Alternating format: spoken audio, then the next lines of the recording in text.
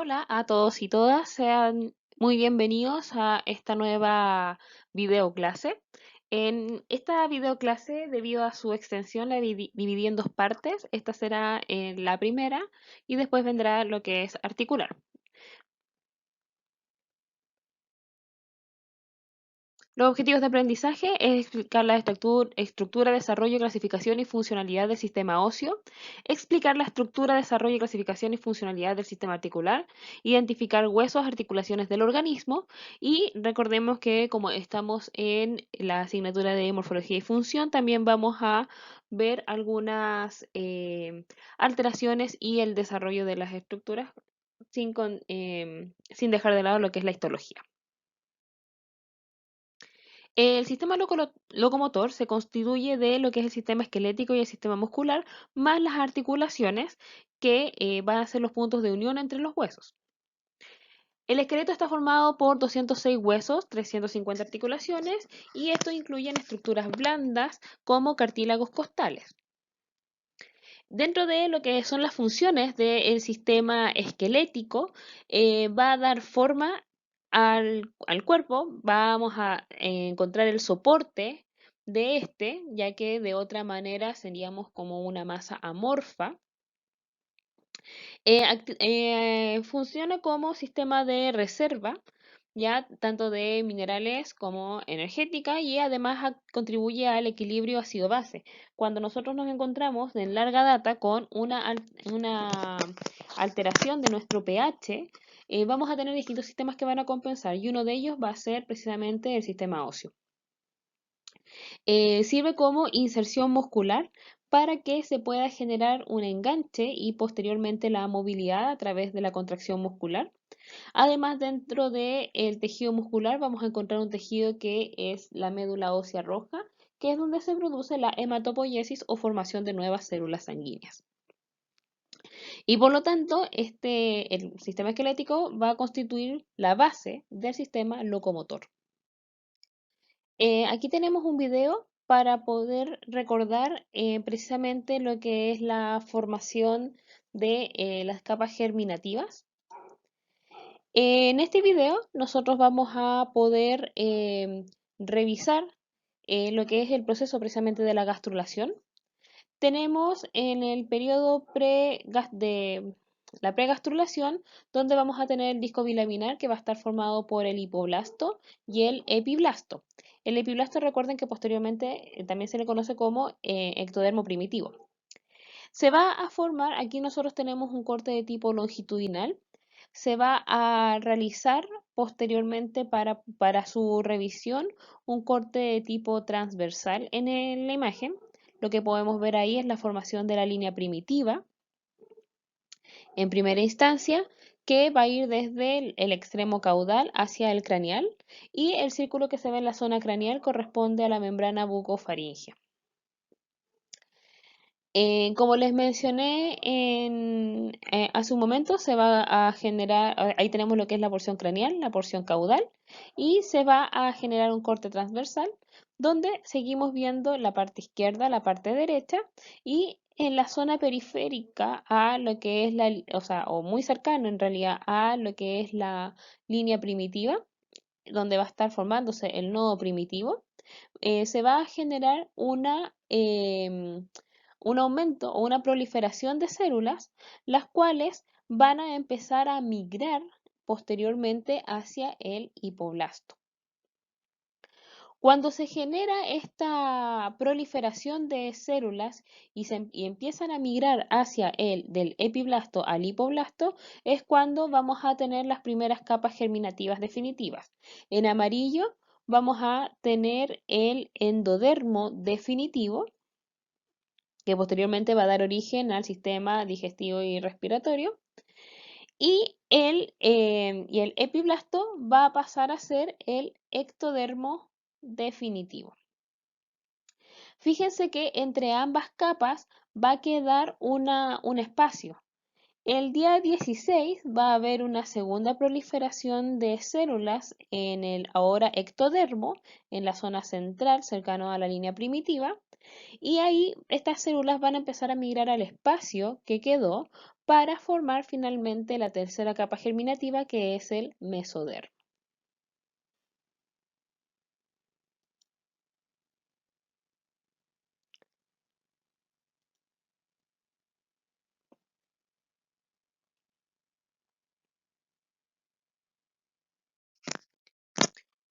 Dentro de lo que es la esquematización de la embriología, este mapa que tenemos aquí, los invito a revisarlos al final, ya que es una esquematización de lo que vamos a ver en la clase.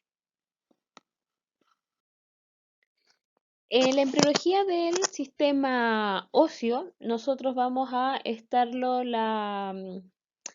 revisando desde lo que es el mesodermo, que va a estar dando origen principalmente a los tejidos óseo y muscular, pero no, el mesodermo no va a ser el único que los va a formar. El sistema esquelético viene del mesodermo paraxial. El mesodermo en una primera instancia se divide en un mesodermo axial y no axial.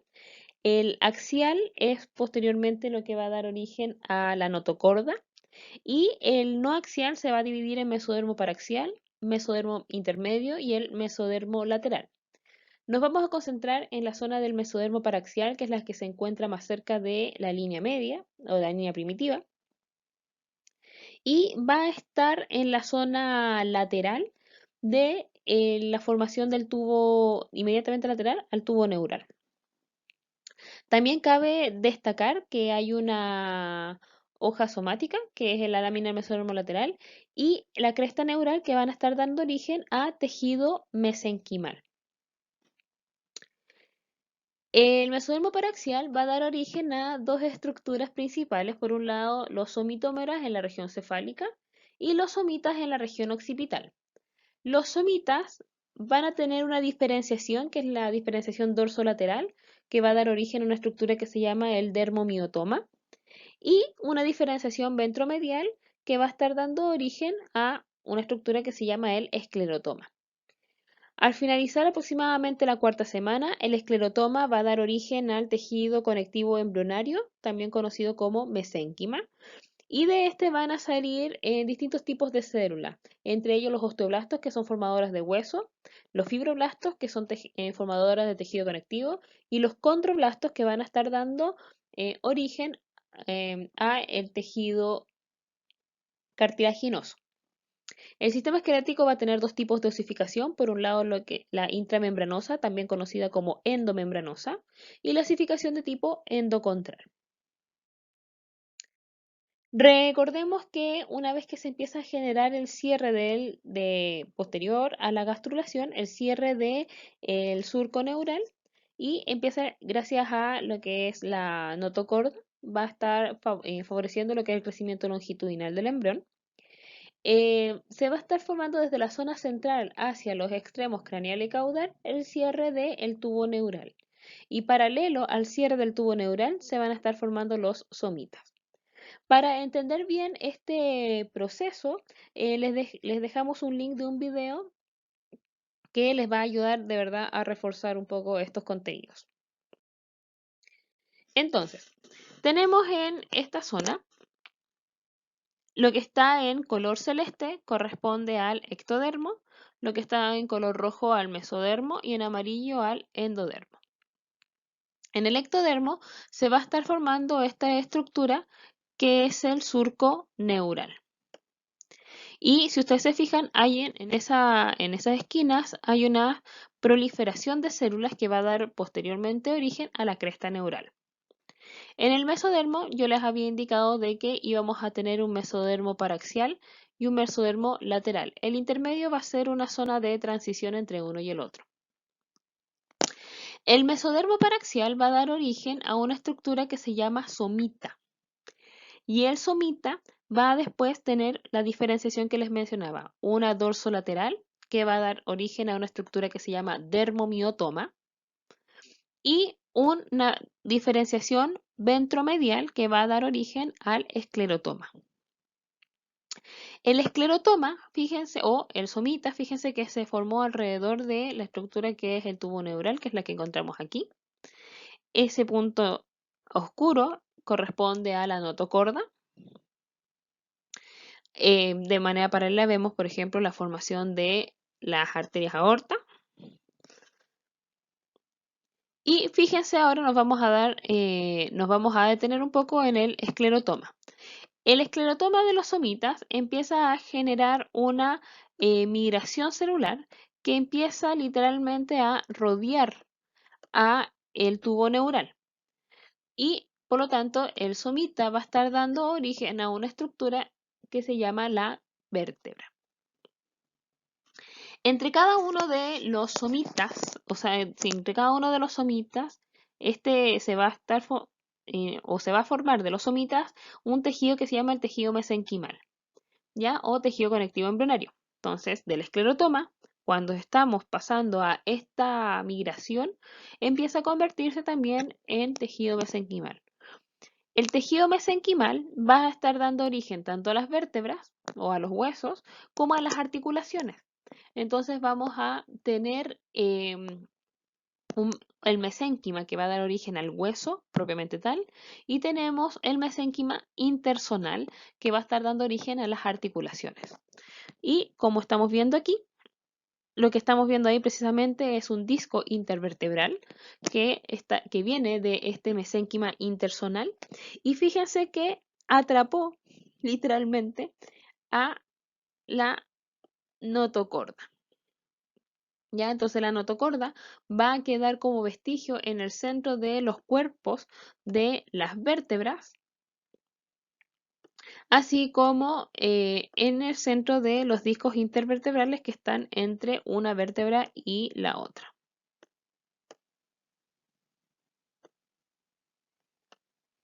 Entonces, como vestigio va a ir la notocorda en esa zona. Aquí tenemos otra imagen para mostrar desde otro punto de vista lo mismo que ya les estaba mencionando. Tenemos el tubo neural. Cuando una vez que se forma el tubo neural, yo les mencioné delante que habían unas células que eran las células de la cresta neural, las cuales también van a estar saliendo desde esta estructura. Una vez que se forma la neurulación, en qué es el proceso para la formación del tubo neural, salen estas células que son de la cresta neural.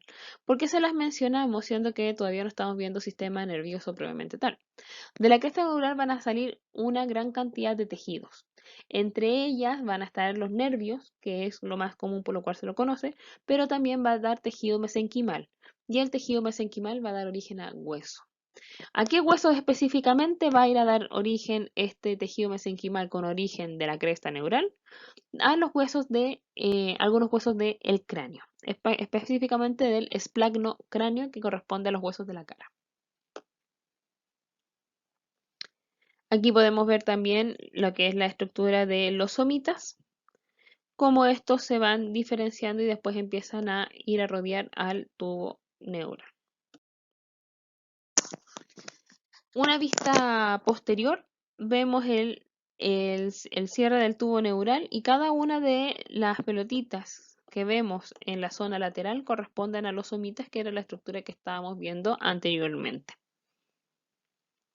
Entonces vamos a tener somitas que van a ir desde la zona occipital hacia inferior, ya para después posteriormente formar lo que es la columna vertebral.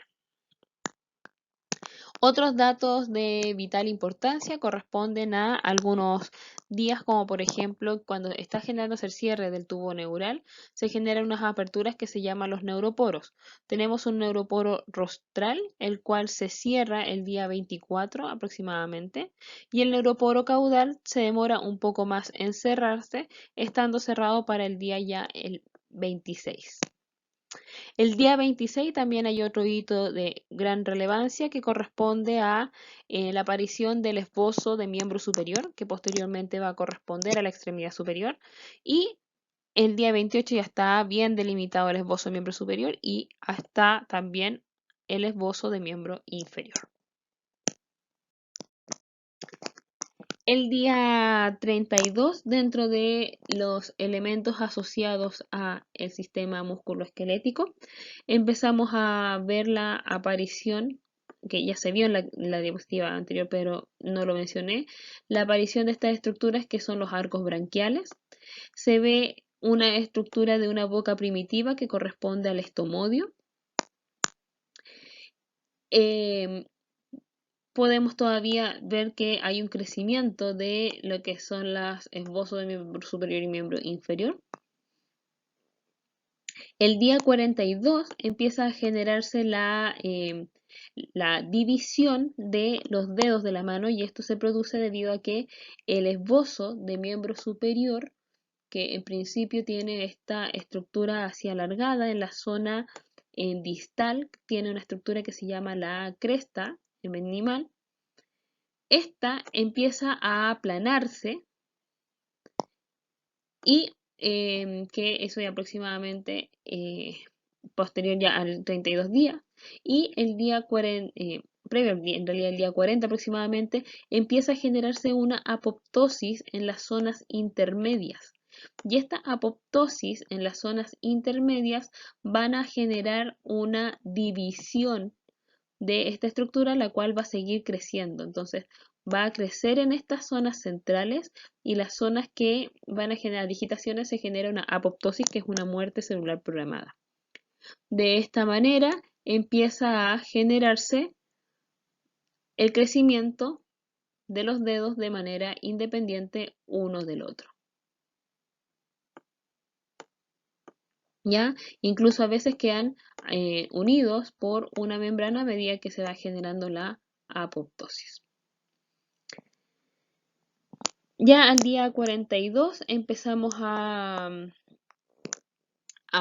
o sea, día del 42 al 48 empezamos a ver algunas estructuras como la formación de las orejas. Ahí se ve el conducto auditivo externo. Empieza a generarse un cierre ya desde los extremos hacia la zona central para empezar a formar lo que es la estructura de la cara. Fíjense que los dedos de los pies también están con una división de las digitaciones. Ya para el día 56 tenemos bastante rasgos humanos ya definitivos, y una cosa es que es súper importante: lo que no se formó a la 8ª semana ya no se formó. Ya por eso a esta edad ya están la mayoría de los rasgos humanos definitivos, y después viene lo que es el crecimiento y maduración, que es lo que corresponde al periodo fetal. Aquí tenemos el crecimiento longitudinal en periodo fetal. Fíjense que a las 12 semanas ya está completamente formado, y de aquí en adelante viene ya crecimiento y maduración. Fíjense lo rápido que crece en comparación a las semanas. Ya aquí tenemos la longitud en milímetros. Y aquí está en la longitud de estatura en bipedestación, ya que se los toma con estirados. Los huesos, como yo les mencioné, van a tener dos tipos de osificación: una endocondral, que se va a dar para la mayoría de los huesos, y otra que es la intramembranosa, que se va a dar principalmente en algunos huesos del cráneo y la clavícula. La osificación de tipo endocondral, como dice su nombre, viene desde cartílago. ¿Qué es lo que ocurre? Nosotros vamos a tener el tejido mesenquimal, que corresponde al tejido conectivo embrionario. Este tejido conectivo va a empezar a generar unas condensaciones que van a dar origen a, a condroblastos, que después van a empezar a formar tejido de tipo cartilaginoso, cartílago y hialino específicamente. Este cartílago va a formar literalmente un molde, que es como lo que estamos viendo aquí con el número 1. ¿Ya? Este molde va a empezar a generar un crecimiento gracias a la multiplicación de los condrocitos. ¿Ya? Y una vez que que tenemos los condroblastos, que ya tenemos ese molde, en algún momento, ya debido a distintos factores, va a empezar a generarse osteoblastos. ¿Ya? Y estos osteoblastos van a empezar ya sea por diferenciación, van a empezar a generar puntos de osificación. Entonces, esta osificación se llama de tipo endocondral porque de tejido mesenquimal se condensa, pasa a primero una fase donde es cartílago hialino, y ese cartílago hialino se osifica y se forma el hueso definitivo. Entonces, tenemos dos osificaciones, una osificación primaria y una secundaria, que van a estar dando las fases. Tenemos la osificación primaria que se va a generar en la zona central de, de nuestro molde de cartílago, a medida de que las células siguen proliferando, generando el crecimiento longitudinal en este caso.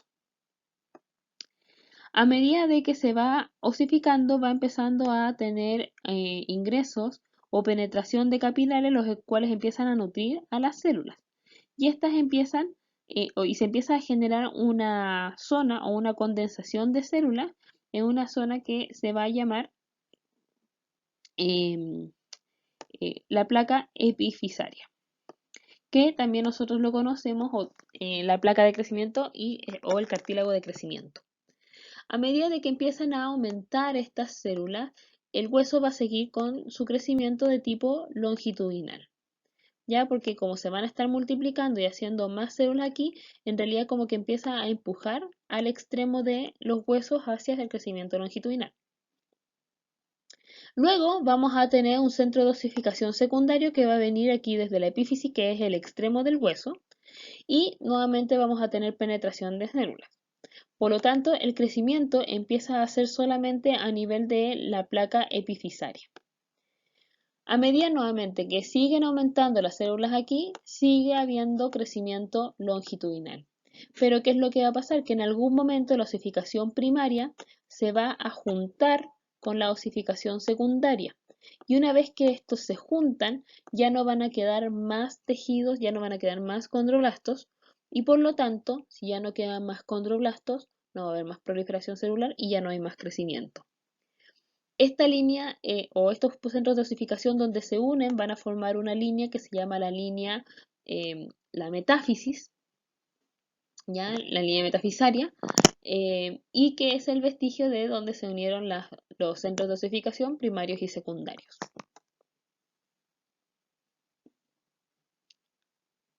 Ya dentro de los puntos para que no les queden dudas, entonces el mesénquima después va a tener la condensación mesenquimatosa, luego va a formar el tejido hialino, ya el tejido hialino se va a empezar a calcificar y el tejido cartilaginoso va a empezar a desaparecer.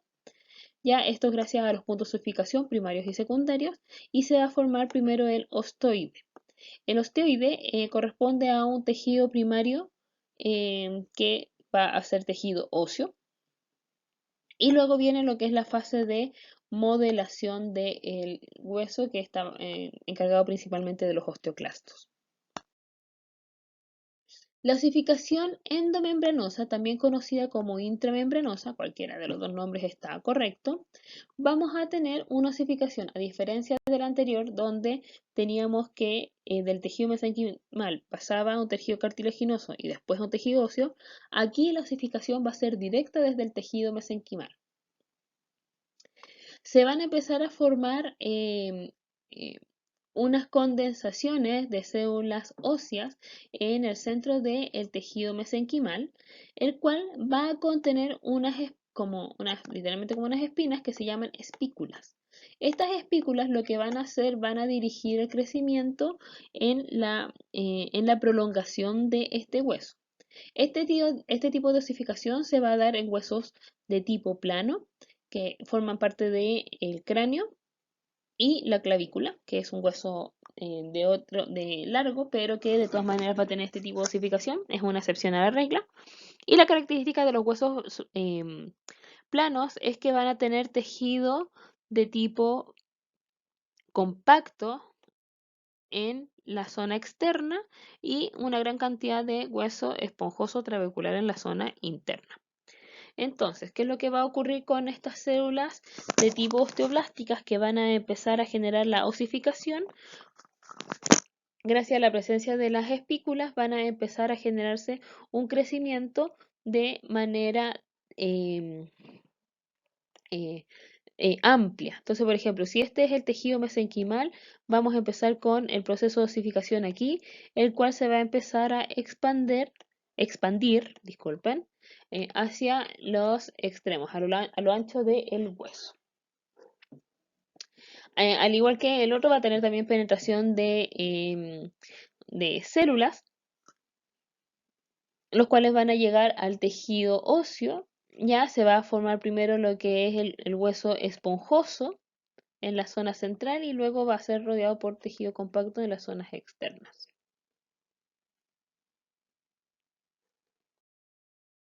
Entonces aquí tenemos la comparación de la endocondral con la intramembranosa. Como ya les había adelantado anteriormente, aquí tenemos dentro de lo que son las condensaciones mesenquimales que van a estar dando origen posteriormente al cartílago y al hueso, vamos a tener una zona de lo que se llama el mesénquima interzonal, que va a ser un mesénquima de tipo más laxo, el cual va a dar origen a las articulaciones. ¿Ya? Y este tejido interzonal puede dar origen a tejido ya sea cartilaginoso, para articulaciones cartilaginosas, puede generar cavidad articular para generar un espacio entre los huesos que va a ser después llenado por un líquido que se llama líquido sinovial, o puede ser rellenado por algún tejido de tipo fibroso, como ocurre en las articulaciones de tipo fibrosas. ¿Ya? Así que ahí se va a diferenciar en los distintos tipos de tejido que va a estar dando origen a los distintos tipos de articulaciones, los cuales vamos a ver en la segunda parte de esta clase. Aquí nosotros podemos ver lo que va a estar pasando en cada uno de los somitas. Aquí ya fíjense que está la diferenciación o sea, posterolateral y ventromedial. Entonces aquí tenemos el esclerotoma que va a estar que viene de origen de los somitas, y tenemos el miotoma que viene de la división dorsolateral. Fíjense que el esclerotoma entonces va a generar lo que es la condensación del mesénquima para empezar a formar lo que es el cartílago hialino para su posterior osificación, y entre ellas se ve esta zona que va a ser precisamente el mesénquima interzonal, que es donde nosotros vamos a encontrar la articulación. En este caso va a ser de tipo de fibrocartílago porque tenemos unos discos intervertebrales que se van a formar. Entonces ustedes se fijan, y si vemos el esclerotoma en la imagen de abajo, aquí vemos la vértebra, que es el tejido óseo, y tenemos que entre ambos se forma un anillo fibroso. Las líneas puntiagudas corresponden a la endocorda que queda atrapada entre esta estructura. Una vez que se genera la condensación mesenquimal, vamos a empezar con puntos de primero condrificación, que corresponde a la formación del cartílago hialino o cartílago de crecimiento, y posteriormente vamos a tener las primeras osificaciones, centros de osificación primaria, y luego vamos a tener los centros de osificación secundaria, que a pesar de que tiene una estructura distinta al hueso donde se mostró originalmente este tipo de osificación, de todas maneras se respeta de que hay primero una osificación primaria y luego una osificación secundaria. Y cuando ambas terminan su osificación, se genera el término del crecimiento óseo. Aquí en cráneo tenemos distintas estructuras. Fíjense, por ejemplo, el cráneo aquí abajo que tiene unas estructuras que son de un color beige. Eso corresponde al neurocráneo cartilaginoso, que va a corresponder a aquellas estructuras que van a tener una osificación de tipo endocondral. Tenemos el neurocráneo membranoso, que está conformado principalmente por el parietal, o sea, perdón, por el frontal, el parietal y una pequeña porción también del hueso occipital, pero vamos a dejar en frontal y parietal, que van a tener una osificación de tipo intramembranosa. En el caso del el esflanocráneo, que corresponde a la estructura que van a formar la cara y parte de algunas estructuras de cuello, Tenemos lo que es el viscerocráneo membranoso, que está con este color rosado oscuro que corresponde a la osificación de tipo intramembranosa. Y en color celeste encontramos las estructuras que están formadas desde cartílago y tenemos el viscerocráneo o esplagno en cráneo cartilaginoso. Entonces, lo que es la estructura de base de cráneo, vamos a tener principalmente una osificación de tipo endocondral, todo lo que es la calvaria, que es la parte de arriba, y la zona del rostro bajo, lo que es maxilar y mandíbula, vamos a tener osificación de tipo intramembranosa. Lo que les explicaba adelante, tenemos la cresta epidérmica apical, que después se va a empezar a aplanar.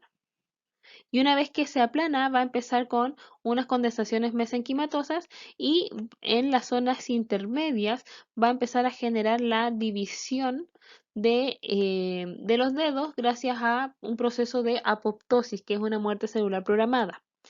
Si tenemos un caso en el que se generan más divisiones de las que corresponde, vamos a tener dedos supernumerarios y esa se llama polidactilia. En el caso de que no hayan las separaciones correspondientes, vamos a tener menos cantidad de digitaciones, habiendo fusión a nivel de solamente la piel, habiendo fusión solamente a nivel de tejido como conectivo o de incluso tejido conectivo óseo hueso. ¿Ya? Ahí podemos, y eso cuando tenemos un sujeto que tiene menor cantidad de dedos, se llama sindactilia. Aquí tenemos algunas alteraciones asociadas a lo que es el desarrollo del sistema esquelético. La mayoría de ellos por lo general no va solo, sino que va acompañado de algún otro trastorno. En el primer caso tenemos la brevícolis, que corresponde a una disminución en lo que es la formación de la columna vertebral. Tenemos las costillas accesorias, que por lo general son costillas supernumerarias, que uno de sus principales problemas es que se tiende a fusionar con otra de las costillas, ya generando alteraciones de tipo estructurales. Tenemos la espina bífida, que cuando está solamente no se genera el cierre posterior de la vértebra, del arco vertebral, queda una apertura que puede partir desde una espina bífida, ¿ya? Que puede ser una espina bífida oculta, donde está la piel incluso cerrada, ya una espina podemos encontrar de que se salga parte de las meninges a través de esa apertura, que son los mielingoceles, o que salga incluso la médula espinal por la apertura y esa es la mielomeningocele. La cránea corresponde a la no formación de los huesos del cráneo. La craneosinostosis corresponde al cierre prematuro del cráneo. Esto evita de que o genera de que el cráneo no se pueda deformar durante el canal del parto y eso es gracias a que como estos huesos no se debiesen haber fusionado todavía. Y en esta zona tenemos huesos que vienen con osificación intramembranosa, es un tejido mucho más laxo. Entonces les permite deformar a los niños la cabeza durante el canal del parto. Y esto va a estar directamente asociado o esto va a recuperar su forma dentro de las 24 horas. Tenemos aquí en la del lado la malformación Arnold-Chiari, en la cual, si ustedes se fijan aquí, hay un gran tumor. Ya hay un tumor a nivel del cerebelo que va a imaginarse hacia una apertura que hay aquí que se llama el foramen magno, obstruyendo la circulación del líquido cefalocraneal y puede empezar a generar aumento de presiones, como por ejemplo la que nosotros podemos ver en esa zona.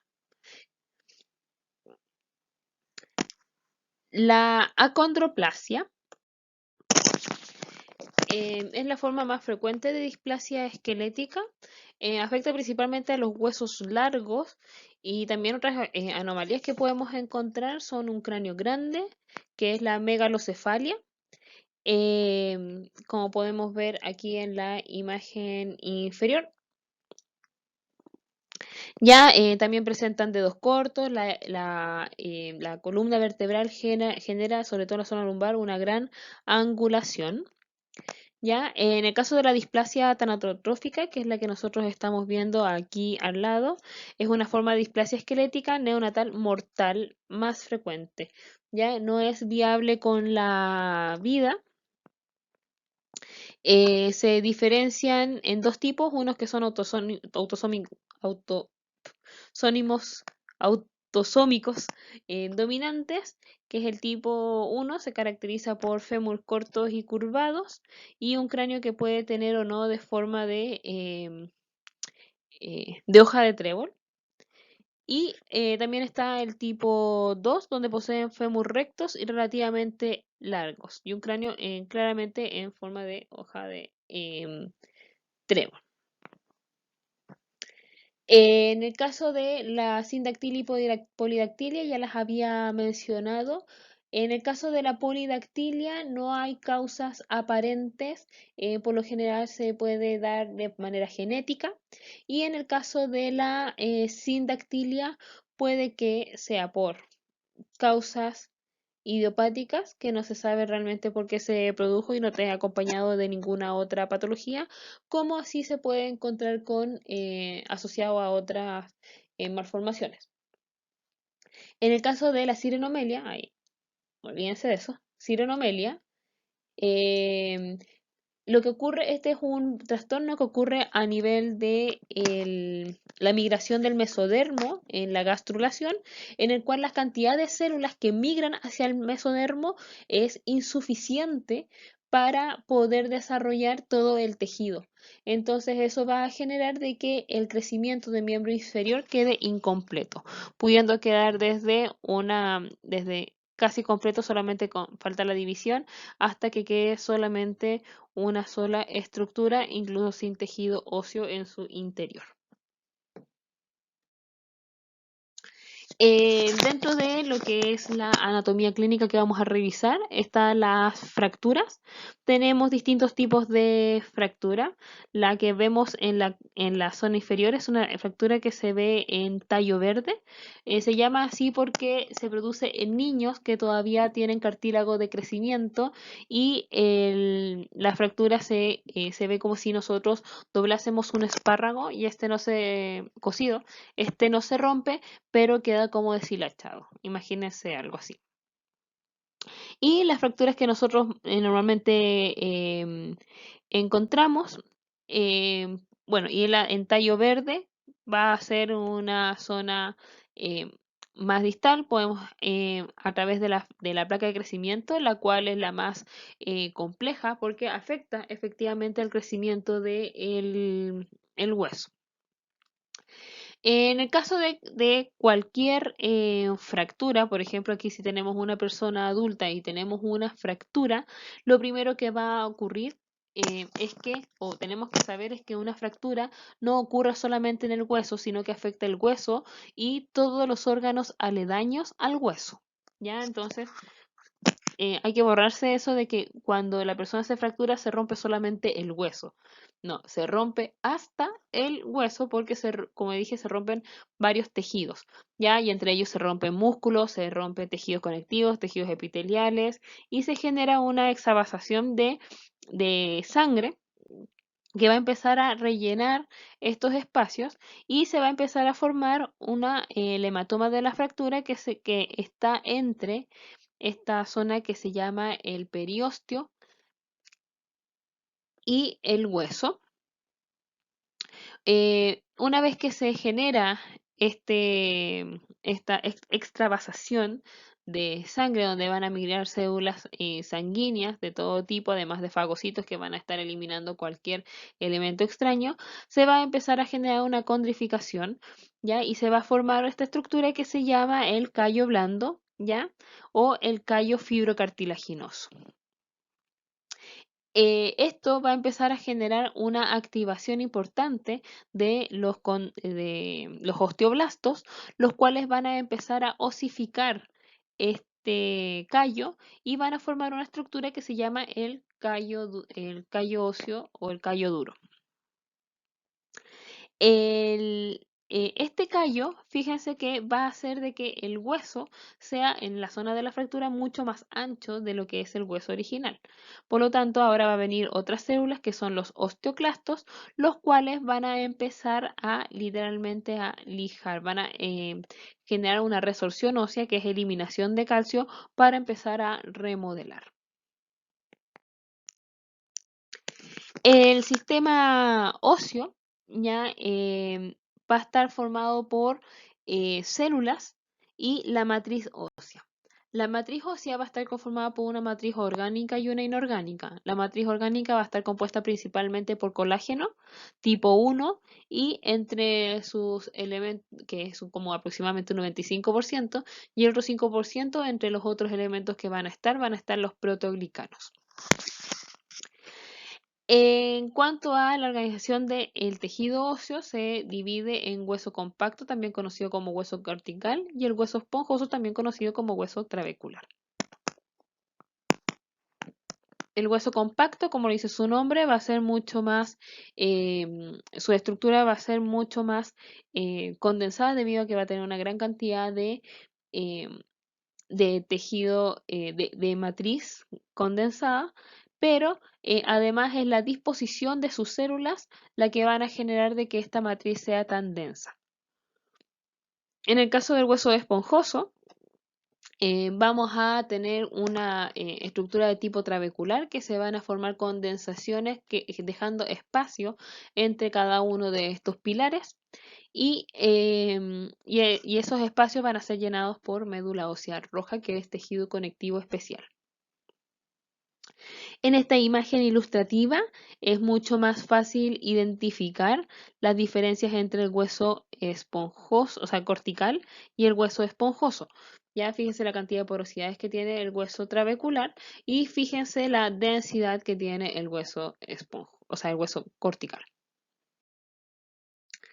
El tejido óseo, como dije, va a estar conformado por células y matriz orgánica e inorgánica.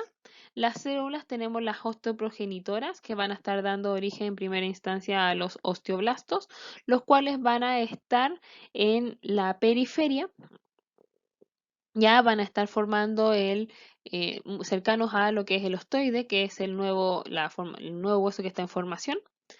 Este osteoblasto lo que va a hacer, va a estar captando calcio a nivel del torrente sanguíneo y lo va a estar introduciendo al hueso. Una vez que se introduce este osteoblasto, va a madurar, ¿ya? Y va a transformarse en esta célula que es el osteocito, que corresponde al osteoblasto maduro. El osteocito va a formar parte de la matriz ósea, va a tener un ordenamiento dependiendo si es que va a ser tejido de tipo em, cortical, que va a tener un ordenamiento de tipo circular, o sea, concéntrico, circular, y en el caso de que forme trabéculas, se va a alinear para formar estos pilares en base a las cargas de fuerza. Dentro de las funciones del osteocito, al ser parte de la matriz celular, es fijar el calcio al hueso. Por otro lado, tenemos los osteoclastos, que a diferencia del osteoblasto y el osteocito, que vienen de las células progenitoras, o sea, del tejido mesenquimal, los osteoclastos van a derivar de la línea blanca de la hematopoiesis, y es una célula gigante, es multinucleada y va a tener la función de generar la resorción ósea, o sea, la degradación de hueso. Pero no lo miremos como un villano de que es el que está degradando hueso, sino que vean lo que es el quien genera la remodelación de los huesos.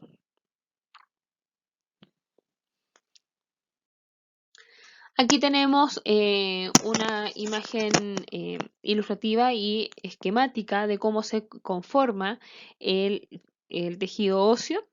Ya 30% del tejido óseo va a ser orgánico y 70% mineral. De ese 30% orgánico, 98% va a corresponder a la matriz, que está conformada principalmente por colágeno tipo 1, y entre los otros elementos tenemos la osteocalcina, los osteonectina y los proteoglicanos. Tenemos dentro de las células los osteoblastos y los osteocitos, que son células, en el caso osteoblasto, célula formadora de matriz de origen mesenquimal, al igual que el osteocito, que es la maduración del osteoblasto. Y tenemos el osteoclasto, que es derivado de la médula ósea de la línea macrófago monocito. En el caso de la composición mineral, de este 70%, un 95% va a corresponder a la hidroxiapatita, ya que va a contener altas concentraciones de carbonato y pequeñas cantidades de magnesio, sodio, potasio, fluoruro y cloruro. El sistema óseo, como ya lo habíamos mencionado, en su organización va a estar compuesto por el hueso compacto, el hueso cortical, el cual le va a dar la resistencia a los huesos, está en la zona externa de todos los huesos. La sustancia esponjosa o trabecular, el cual va a estar interno de todos los huesos, va a otorgar recepción, distribución y disipación de las fuerzas, por eso les decía que los pilares se ordenan en base a las cargas.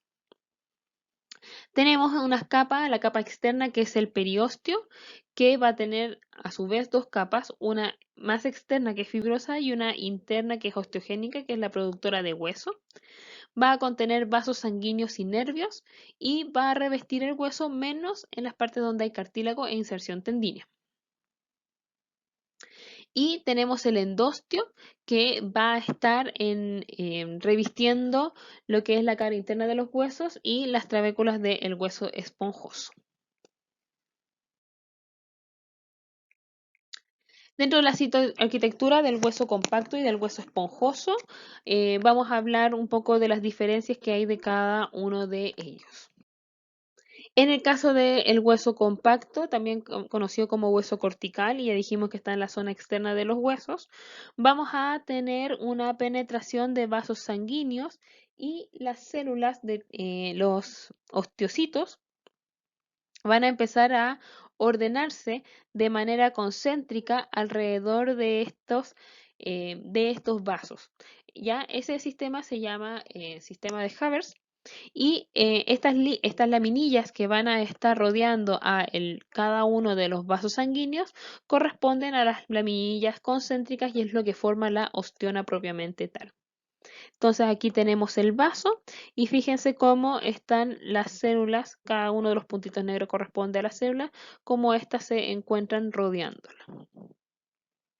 Vamos a tener también en la zona más externa, vamos a tener las laminillas circunferenciales externas que van a estar en la zona más superficial del hueso, cercano al periósteo. Ya vamos a tener algunas laminillas intersticiales, que son las que se van a encontrar entre los sistemas haversianos, y además las laminillas circunferenciales internas. Entonces, en esta imagen de aquí, ahí tenemos eh, la, el vaso sanguíneo, ahí tenemos las laminillas concéntricas, entre ellas tenemos las laminillas intersticiales. En cuanto al hueso trabecular, van a estar formando esta estructura que se llaman calcares, ya que son los que le van a estar dando aquí la forma. Ya las trabéculas van a estar formadas por laminillas de osteocitos, los cuales se van a estar ordenando para formar estas estructuras en base a la fuerza. Por ejemplo, si este hueso recibe fuerzas en esta dirección, la dirección de las trabéculas va a tender a ser de esta manera. ¿Para qué? Para que cuando la persona se ponga de pie, imaginémonos, si la persona esto es el hueso, y estas son las trabéculas. Si la persona se pone de pie, como va a haber muchas trabéculas o muchos de estos pilares en esta forma, si yo pongo algo aquí encima, no se va a romper porque finalmente van a soportar todas estas líneas verticales el peso del cuerpo. Pero si una persona, por ejemplo, está mucho tiempo en cama, el ordenamiento de estas trabéculas va a empezar a ser de tipo horizontal porque es la carga que está recibiendo. Entonces, cuando esta persona se ponga de pie, esto se puede llegar a fracturar. Por eso es muy importante cuando ustedes estén en clínica y la persona pase mucho tiempo acostada, que primero venga a hacerse un trabajo con el kinesiólogo para que se empiece a generar cargas progresivas, para que estas trabéculas se vuelvan a reordenar para soportar las fuerzas verticales. O si no, vamos a tener una fractura espontánea. Además de que en cama se genera descalcificación.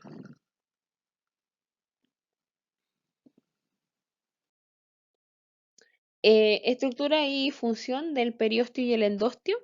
El periósteo, como dije, va a estar en la zona externa del hueso, va a tener dos capas, una capa celular y una capa fibrosa. Ya la capa celular va a ser osteogénica y el endostio va a estar envolviendo o rodeando el tejido, cada una de las trabéculas del tejido esponjoso en la zona interna de los huesos. Ya aquí vamos a encontrar presencia de osteoclastos, los cuales van a estar constantemente degradando el hueso. También podemos ver lo que son las células osteogénicas que van a dar origen a los osteoblastos y además aquí encontramos a los osteoblastos y el osteoide que es el tejido óseo que se está formando. Entonces aquí podemos ver la flecha número 1, para que, qué mal color escogí, discúlpenme, ahí está. La flecha número 1 es una trabécula. Por lo tanto, la flecha número 2 corresponde al endostio, que vendría a estar en toda esta zona que estoy ahí dibujando. Entre el hueso esponjoso encontramos este tejido que se ve bastante granuloso, que corresponde a la médula ósea roja. Aquí estamos viendo el número 3, que es el hueso compacto, hueso cortical, y lo que estamos viendo con el número 4 corresponde a la capa perióstica. Entonces aquí tenemos un resumen, ya que lo pueden revisar a posterioridad. Dentro de lo que es la organización del sistema esquelético, se divide en esqueleto axial, compuesto por la cabeza ósea, tórax y columna, y el sistema apendicular, que va a contener lo que son los cíngulos escapular y pélvico, además de la extremidad superior y las extremidades inferiores. La clasificación de los huesos, este se puede clasificar según la forma. Podemos denominar los largos, como el ejemplo del húmero que estamos viendo ahí, planos o anchos, como el ejemplo de la escápula, cortos o breves, como el ejemplo del hueso calcáneo, o irregulares, como el hueso de vértebra. Esta no es la única clasificación y vamos a ver, y vamos a verla dentro de esta misma clase. Dentro de la clasificación de los huesos tenemos los huesos largos que tienen dos epífisis, una que va a ser proximal y la otra distal, y una diáfisis que es el cuerpo. En las epífisis vamos a encontrar mayoritariamente hueso de tipo trabecular y por lo tanto vamos a encontrar la médula ósea roja. En la diáfisis vamos a encontrar una cavidad que se llama cavidad medular, donde vamos a encontrar médula ósea amarilla, que corresponde a un conjunto de tejido adiposo que actúa como reservorio de energía. O sea, juntamos grasa hasta dentro de los huesos. Los tipos de osificación de estos huesos son de tipo endocondral, con excepción de la clavícula, y estos están en una disposición vertical en las extremidades, con excepción de la clavícula, que es el único hueso largo que está horizontal. Entonces la clavícula tiene una doble, em, eh, doble excepción.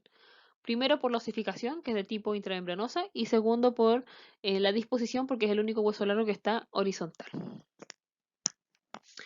Como dije, los encontramos en miembros superiores e inferiores, excepto en la base de pies y base de manos. Los huesos cortos corresponden a huesos de tipo cuboidal, debido a que su largo es similar a su ancho y a su profundidad, como si fuesen un cubo. Lo vamos a encontrar en dos partes del cuerpo: en la base de la mano, con los huesos del carpo, y en la base de los pies, con los huesos del tarso. ¿Ya? Entonces en pies se llaman tarsos y en manos se llaman carpos. Osificación de tipo endocondral, sin excepciones. Los huesos planos o anchos son aquellos que en huesos que su amplitud va a ser mucho más que su grosor. Ya son huesos que están conformados por hueso compacto en ambas zonas, y en la zona central hueso esponjoso.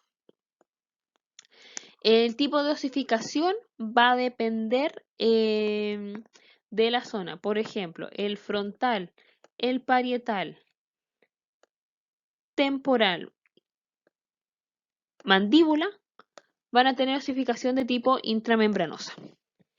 En cambio, por ejemplo, occipital, que es un hueso plano, la mitad va a ser de tipo intramembranosa y la otra mitad va a ser endocondral. La escápula, que es un hueso plano de miembro superior, va a tener osificación de tipo endocondral. El esternón, que también es un hueso plano, también va a tener osificación de tipo endocondral. Entonces recuerden que la mayoría de los huesos tienen osificación endocondral y las excepciones son las que tienen intramembranosa.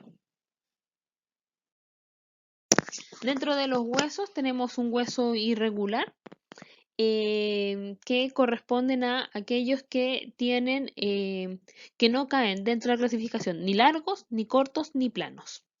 ¿Ya? Y como dice su nombre, son de tipo irregular. La mayoría de ellos también va a tener osificación de tipo endocondral, con excepción de algunos, como por ejemplo el maxilar. Pero por ejemplo la columna vertebral, que va a ser también irregular, tiene osificación de tipo endocondral. ¿Ya? Entonces, maxilar intramembranosa. El vómer, que está aquí marcado, también es intramembranoso. Otra clasificación de huesos son los huesos supernumerarios, que son los sesamoideos y suturales.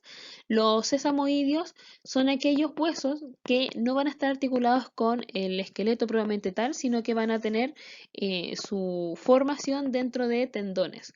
El más reconocido de estos corresponde a la patela, que antiguamente se le conocía como rótula, ¿ya? Y que va a estar inserto en el tendón del cuádriceps. Entonces, si uno retira el músculo cuádriceps, la patela sale en conjunto. En la mayoría de los modelos uno lo ve aquí inserto, pero en realidad no está ahí anclado. Otro lugar donde encontramos huesos sesamoideos son en la base del dedo gordo del pie y en la base del pulgar. De hecho, si uno empieza a palpar la base del pulgar, va a sentir como unas pelotitas, y esos son huesos sesamoideos. Y tenemos también los huesos suturales, por ejemplo, como los bomianos, o wormianos en realidad, que se encuentran en el cráneo. Cuando se empieza a generar la osificación de tipo intramembranosa, se empiezan a generar unos puntos de osificación intermedia. Entonces van a quedar unos huesos o de osificación supernumeraria, por ejemplo, en la cabeza. Entonces ahí tenemos un hueso wormiano. Y la osificación en caso de los sesamoideos es endocondral, y de los wormianos es de tipo intramembranosa. Otra clasificación de los huesos corresponden a los huesos neumáticos.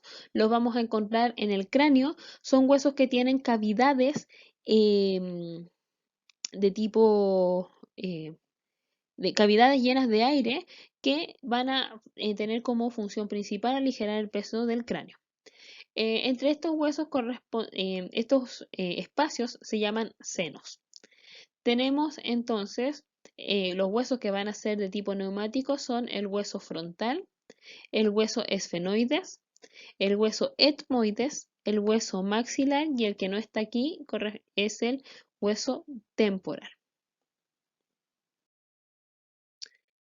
Entonces aquí estamos viendo los senos que se forman dentro de los huesos, que yo dije que tiene una función principal aligerar el peso del cuerpo, o sea, del cráneo, pero además podemos encontrar, por ejemplo, los que están alrededor de la cavidad nasal también actúan como caja de resonancia durante la fonación. Entonces aquí les dejo algunas actividades para estudio personal. Bueno, esto ha sido todo por esta primera parte. Espero que les sirva de mucha ayuda, que sea clarificador para ustedes. Nos vemos en clases, que estén muy bien. Chao, chao.